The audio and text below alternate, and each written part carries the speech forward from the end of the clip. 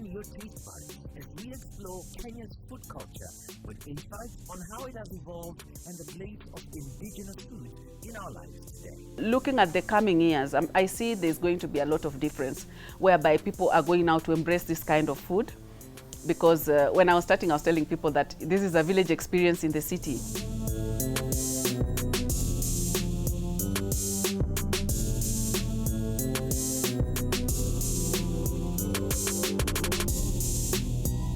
Kenya has about 40 different ethnic groups that makes it easy not to identify it with one single culture.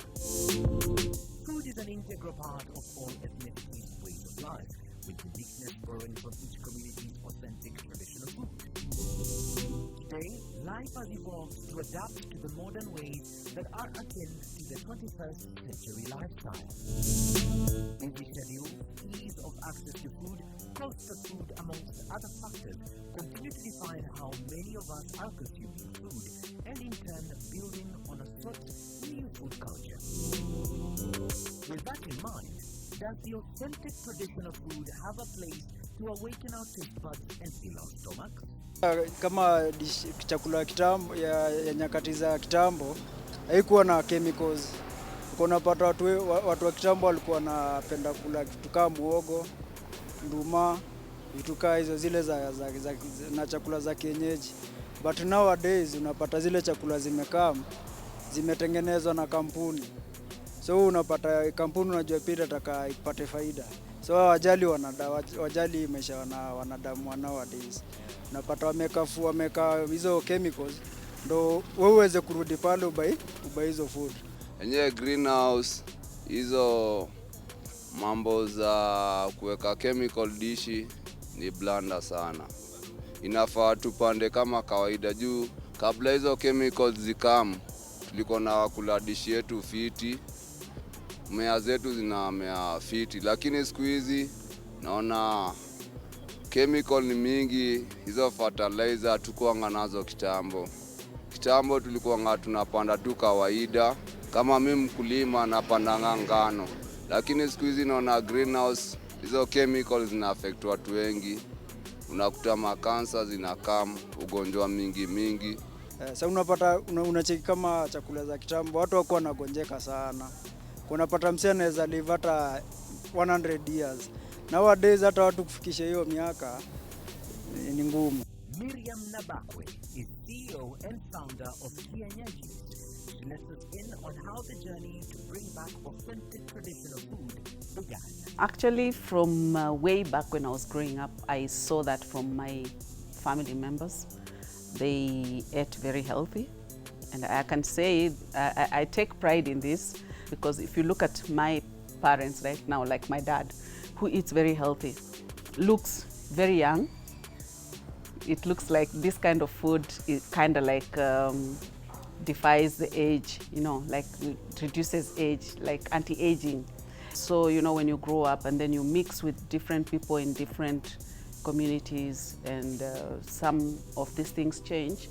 But I would always find myself going back to the same. And being a fitness enthusiast at the same time, this is food that appeals to me very well because I know that it's a healthy way of eating and it's able to help me in terms of give me the nutrition that I need for my body and give me the energy that I need and also boost my immunity. As life continued, different influences in life would push Miriam to seek divine intervention that kind of informs what she does today. It's not an idea that I just woke up and I started doing. After a time of struggles because I was doing consulting in the hospitality industry, and I realized that it's an area that a lot of business people don't really appreciate, especially those in the hospitality industry doing hospitality business. And so it was a bit tough. So I was trying to look for something that I can do that is sustainable because I had made up my mind I really want to do business. And so I went on a fast for 7 days and praying about it for God to give me direction and to show me exactly what He wants me to do. And I think that was the best thing I ever did for my life. Kienyeji specializes in Kienyeji vegetables and other Kienyeji range of foods as an identified meat that they thought to be exceptionally convenient in cooking. First of all, people are not sure about the source of these vegetables. So I said, I'm going to now make sure these vegetables are purely organic and we get them from pure organic sources. Secondly, these traditional vegetables, they have a lot of work in terms of, they're labor intensive in terms of preparing them. So how do I go about this? I will get people who will pluck them and have them ready so that it's easy. It's easy to, for that person, for the consumer, because majority of people are very busy in their offices. They don't have that time. So I felt that is going to work. And then besides that, most of these vegetables, they are prepared with a special skill. And coming from Western Kenya, you ate a lot of these vegetables, and that is what we lived on. I said to myself, okay, fine, we will be doing the initial production of these vegetables, package them nicely, and then sell them frozen, so that that person who doesn't have that time to go and look for these vegetables, that person who's busy and needs that nutrition from these vegetables, that busy family that doesn't have time, or probably they've hired a house help, but the house help has got other chores to do in the house, we are going to be the solution providers for them.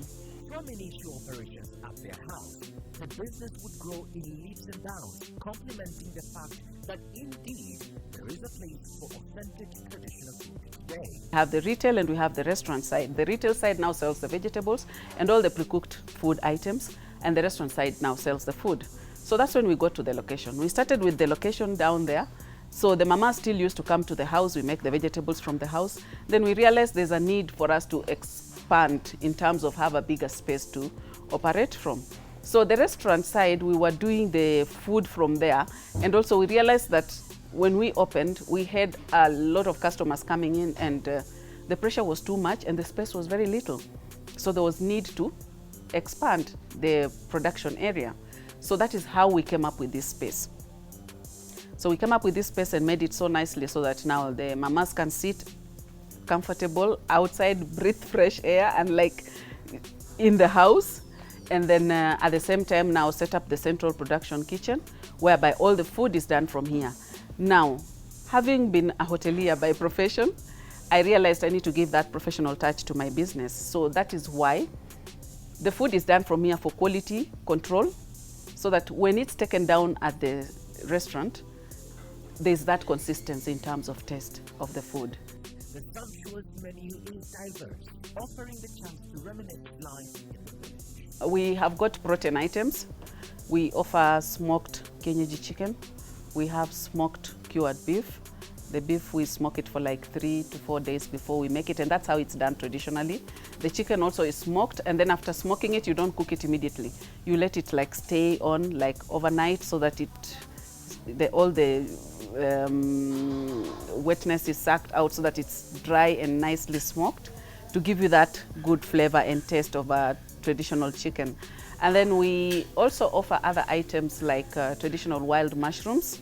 And then we also do, due to demand, we had people asking for things like matumbo, things like omena, things like, for the fish, we have the traditional fish, which is the smoked tilapia, and the sun-dried tilapia. Those are the popular fish that you'd find when you go back in the village and done traditionally. So we really try our level best to keep it very traditional and to try and offer our varieties. Even if we have matumbo on the menu, it's not done, it's done so traditionally so that it has that taste and flavor that you would get when you go back to the village. Now, we get a glimpse of just what it takes to prepare one of the most sought after meals.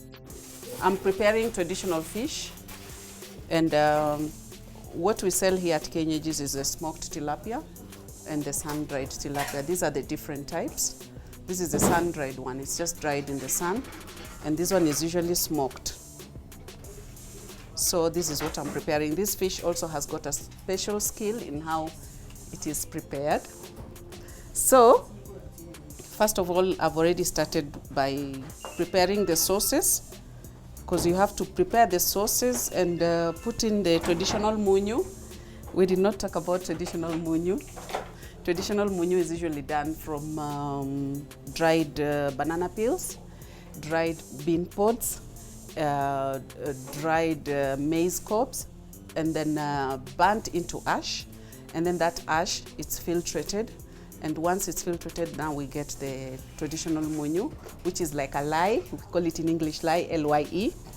That is usually used to tenderize the food. It also adds flavor to the food. And it also has a lot of health benefits. One of the benefits is it's very good for people with constipation issues. It helps balance acidity in the stomach. Number two, it is also very good for digestion. Number three, it also fights cholesterol in the body.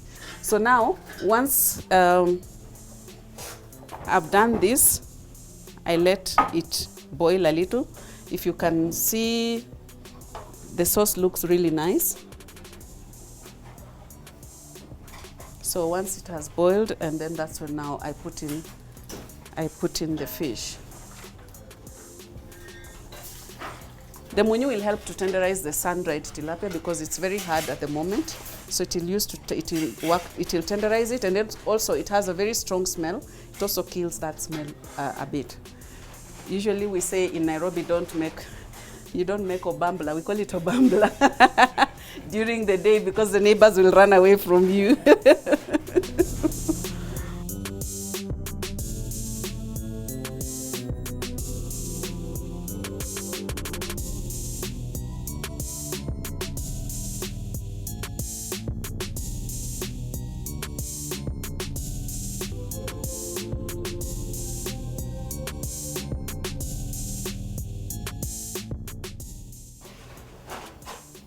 And this special fish, actually, it's an acquired taste. Eating them, it's an acquired taste. Give me one more, please. One more fish. The sauce is a lot. So we first wash the fish nicely so that by the time when it comes to stewing, it's clean.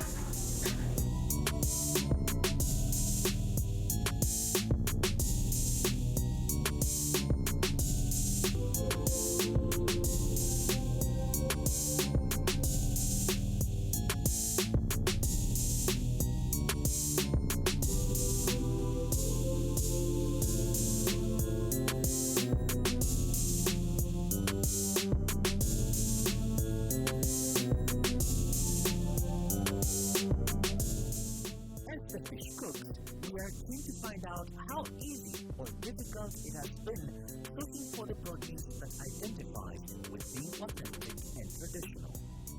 We started getting our vegetables from the village. So our vegetables usually come, and if you notice when we were at the other side, you saw the rider bringing in. Those ones had come by bus from the village because we trust those sources. If we have any farmers around who want to sell those vegetables, what we usually do is we have to go and see to ascertain that actually they are grown under organic, under natural sources and using organic manure. And the seed is also traditional seed.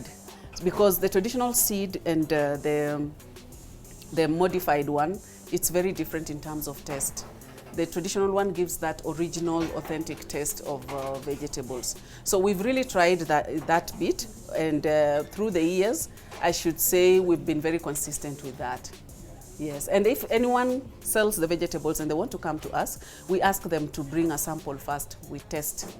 Once we've tested, then we can approve or not approve. Miriam, through Kienyeji, is changing the narrative by bringing forth indigenous food that would otherwise be forgotten in a food culture that continues to gravitate towards not only processed food, but international cuisine as well.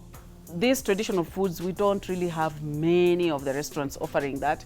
And even if some are offering, there's that compromising of putting in too much spices. Besides some cuisines which use spices, like the Swahili cuisine, which uses a lot of spices, our food from Western side, we don't put any spices in it. It's naturally done in a specific way with a special skill, and that's it, you see.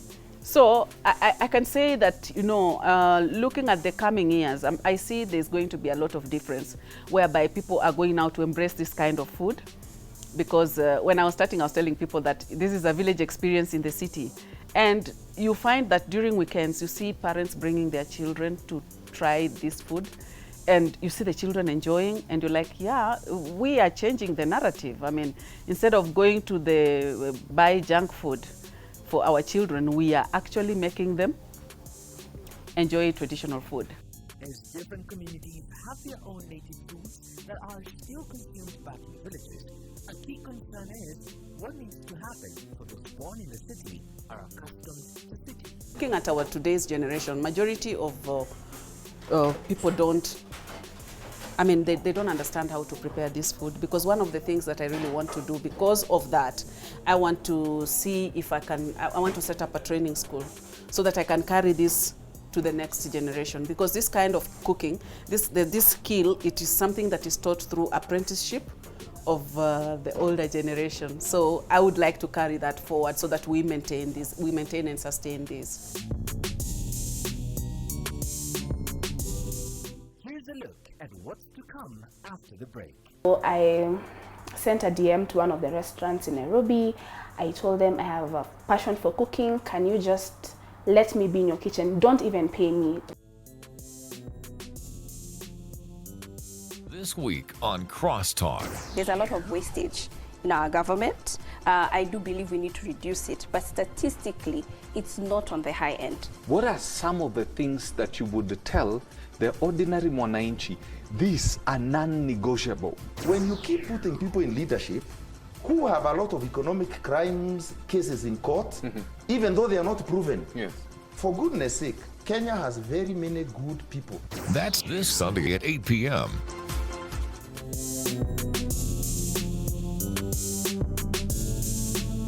This next glimpse at our food culture revolves around the common term foodie.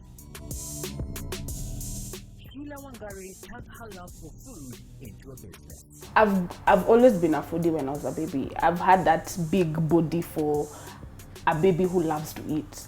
Then I remember attending eating competition back in school when in primary and in church. I have an uncle of mine who is a chef.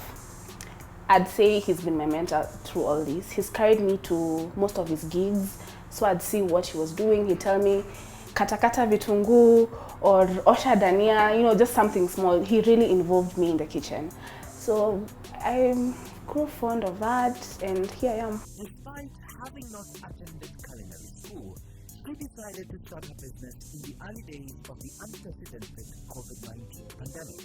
I did something totally different, where I did economics, but I had this passion for cooking. So I sent a DM to one of the restaurants in Nairobi. I told them I have a passion for cooking. Can you just let me be in your kitchen? Don't even pay me. Just allow me to be around your kitchen. And it was just God. They gave me a position. They paid me. And I joined, and I started now seeing and being surrounded by people who do what I love. Then Corona hit, the restaurants were closed, so I had to go back home. Then some few months later, I thought, why not start my own? It was so random. I didn't have anything in particular, but I remember I started with a package I called the Bachelor Package. In this package, I was really targeting the bachelors because most of them eat from these restaurants, but now they are closed. Where will they eat from? So in this particular package, I had chapatis, pre-boiled groceries, ndengu beans. Ile wakitoka job, they just come cook. They don't have to prep for it.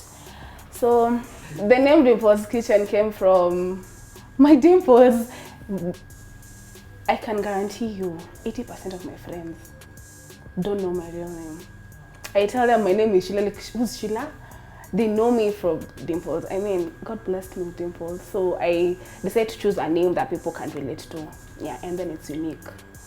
Largely a food delivery business, the pattern informs just how accessibility to food has transformed part of the food culture. Kenyans can order food whatever time, even at 8 p.m. They're going to call me, Dimples, is there food? What do you have right now? What do you have that is ready right now that I can eat? But we already have this culture. Morning, there's breakfast before 9, or lunchtime is between 12 and 2, or dinner is between 6:30 to 8. Okay, that's when we operate as Dimples Kitchen. So yeah, and I get my orders more or less around that same time. Sheila now lets us in on the cooking process that informs part of our routine as we get orders ready for delivery. Today we'll make some meatball casserole. It's not a traditional meal. It's so American, but it's something simple, and if you have the ingredients, very few ingredients, then you're good to go. Have our meat, some ingredients, we have coriander, diced onions, and cheese. And this is our casserole. Then we also have some pasta. This is some hot oil. I'll put my meatballs in.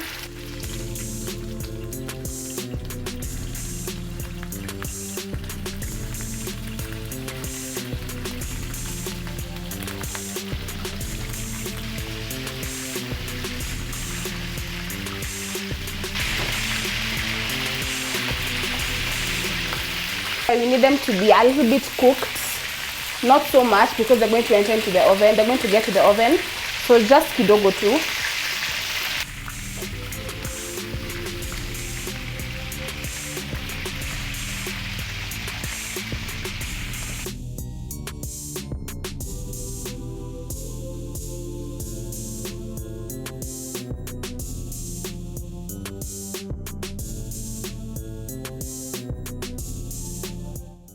Meatballs are ready, you prepare the sauce.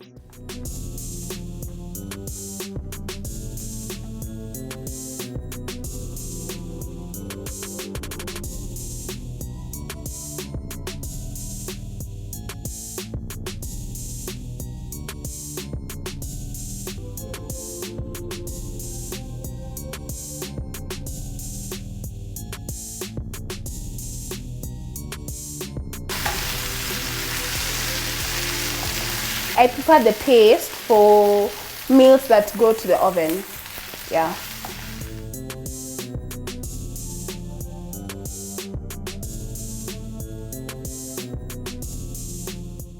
In here I have some curry powder, some garam masala, some paprika, just that.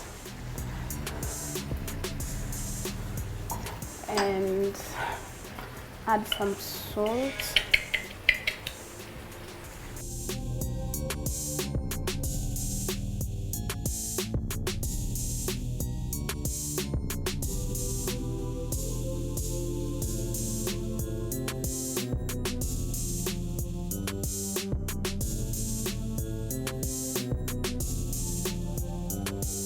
Lazima uonje to taste the spices and the salt.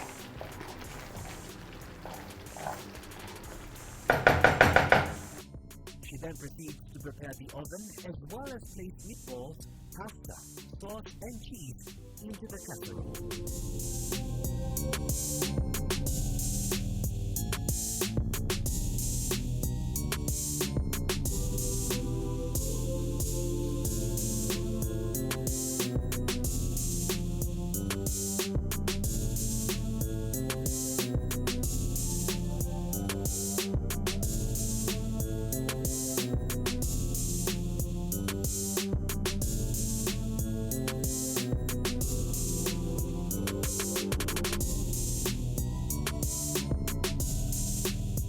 So it's ready, into the oven now.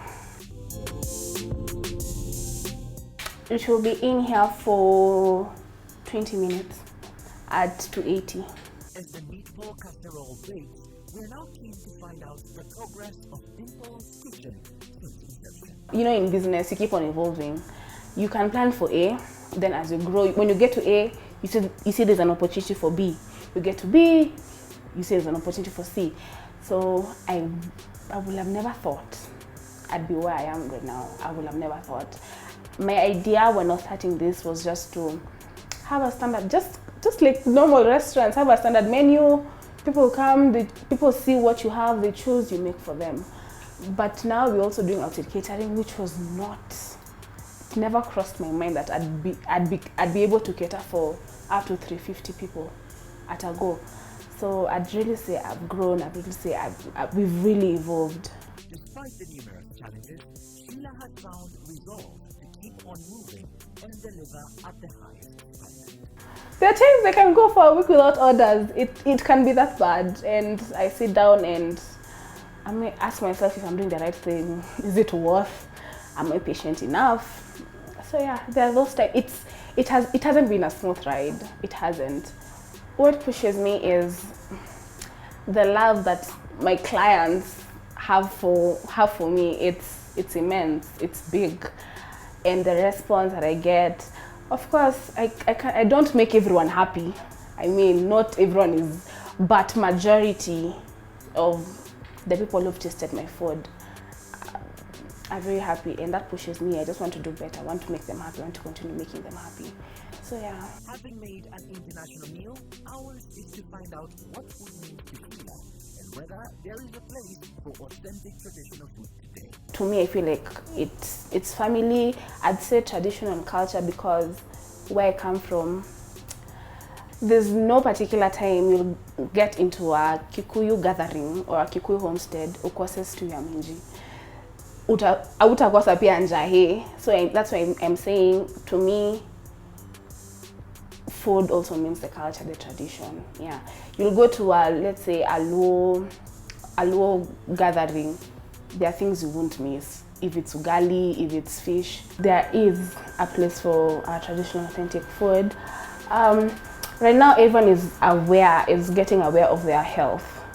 So people are really going back to kukula chakula za kienyeji or those mitishamba nini.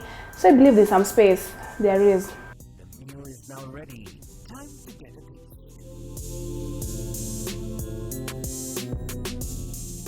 Let's see. It's a bit hot.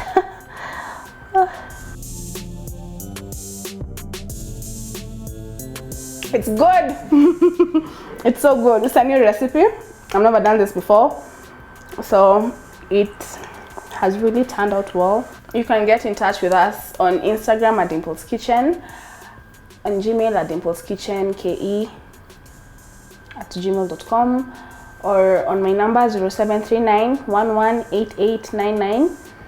And we cater for all occasions, from Russia to graduation parties, to baby showers, to small gathering. Even if you're 5 people, I will cook for you. We have a standard menu, but we also can customize the meals for you depending on what you would like, what you want. That's it for Hitasa tonight. As we have a place, remember, you can share your thoughts, questions, and comments in the SMS line 20316 or WhatsApp on 0786 316 316.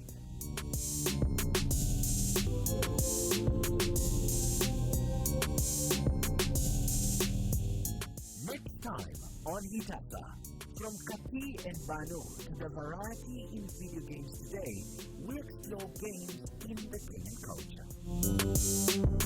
We're in the 21st century. Like, you see the way we used to go out and play Banu and all that. Now, children are no longer doing that. They are concentrating on the game. With the wood, you always remove to get the shape out. But with metal, you're always adding. So my pieces are mostly, especially the titles, they're very abstract, but when they're combined together, you can actually sort of relate to them.